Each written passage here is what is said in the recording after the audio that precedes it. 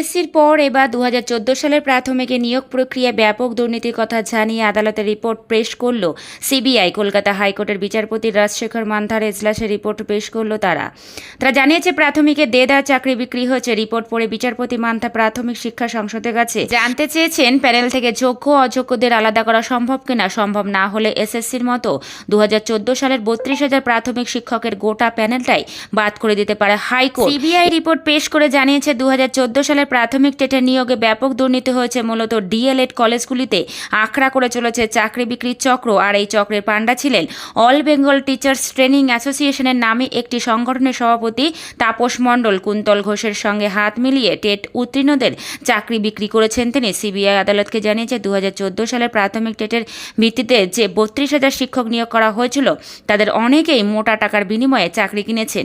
এদের কাছ থেকে এজেন্টের মাধ্যমে মোট 4,12,95,000